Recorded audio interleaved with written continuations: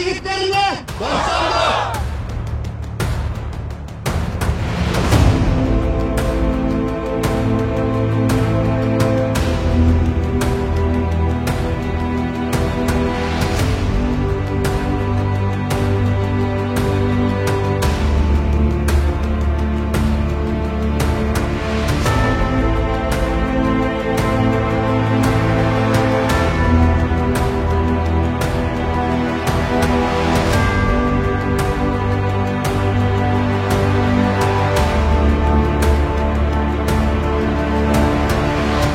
Урматтуу Садыр Нуркожоевич, биздин атабызды бошотуп бериңиз.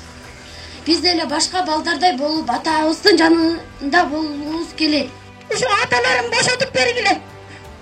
Өлгөндөн түңүлөсүң, тирүүдөн түңүлбөсүң дегендей. Анын өргөнчеги менен балдардын маңдайына келип отуруштун ушулар айланандар. Бошотуп бергиле балдарды. Суранат силердин баатыр эне катары. Үйгө келип биздин үйдө деген жанагындай наркотиктерди таштап, ар кандай курал жарактарды таштаганы бул туура эмес. Телефондорубузду алып, колубузду бурап. Турдумалиев Кайраттын кызы болом. Мен атамды сагынып. Урматтуу президент, пожалуйста, атамды чыгарыңыз. Азыр кичинекей балдар болсо эшикте тоонуп жүрүшөт, плакаттарды кармап, ыйлашып келип жатышат. Сурамыз, бүт атанын, бүт балдардын атасын чыгарып коюңузчу. Агитация мына чоң кеминден башталып, ошол жерден мен бул Азамат Мусакеевдин ошол жерден таанышкам. Анан өзүм айылыма мен Беловскийге барып такай мактап барам. Ушул Нурмамбетте бир иним бар, Азамат деген. Атына жараша заты деп коет. Мыкты, действительно мыкты экен Азамат. Уже суранабыз, сөз деле калбай калды, ушу суранып келатабыз. Бирок ошо биздин талабыбызды угуп койсоңор жакшы болмок да. Бизге да эч нерсе мындай эч кандай митинг, эчтеке керек, бизге тынччылык керек. Биз тынч жашаш керек балдарыбыз менен. Саясат эч кандай эчтеке бизге кереги жок. ГКНБнын астында барганбызда, ошондо Камчыбек Ташиев сизге лично мен сүйлөгөм да, 13 баланын тагдыры эмне болот, эмне дейсиз дегенде сиз лично айткансыз өзүңүз.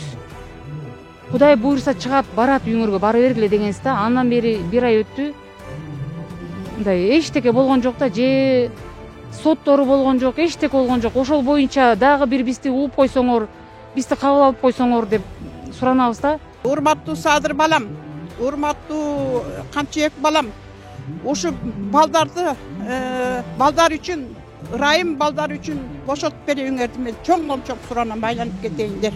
Капсынан ушундай жалага жабылып, мына ушундай темир тордун артында жатат. Ушу балабызды боштондук кылып чыгарып берүүсүн суранабыз. Менин байкем жана эл ынтымагынын балдары ар дайым эле элди биримдикке чакырышчы, ынтымакка чакырышчы, колунан келген жардамдарды ушу карапайым элге, жетим жесирлерге ар дайым колунан келген жардамдарын берип келишкен.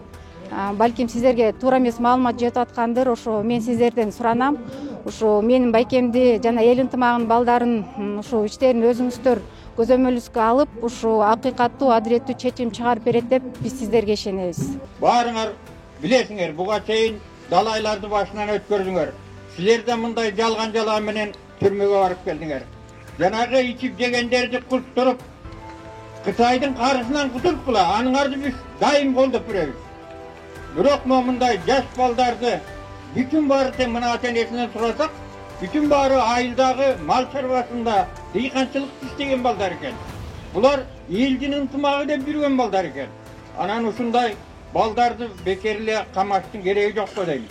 Эми мынакей сот боюнча өзүң ушунчалык бир жаңылык киргизейин деп адилеттерди алып келем деп жатасың. Эми ошол ишке ашсың. Эми азыркы могу балдардын тагдырын карай турган соттор эми адилет карап бергиле. Жашылап. Алар жөн эле жала менен барышты. Бошотуп бергиле, мына балдары ыйлап атат. Момундай суукта же көмүрү жок болсо, картаң ата-энелер эмне болуп атат? Отодой боздоп атат. Уже канча болду жатканына. Ушуну чыгарып эле койбойсуңарбы? Силерден суранабыз. Силерди өзүңөр падыша болгон жоксуңар. Эл көтөрдү. А елді көтөрткен Аллах Таала. Аллах Таала ошол жерге жол кылып берди. Адилет карасын деп. Бирөөнү ыйлатпасын, зыркыратпасын деп. Жанагындай чалчактаган, челчектегендерди оозуктасын деп. Атайын койду. Могул балдарыбызды чыгарып бер. Чыгарып берген. Биз азыр могул жерде топтолгон кишилер ал кичинекей эле элди айылыбыздын баарын чакырган жокпуз. Могу күйүп турган эле эл келди азыр.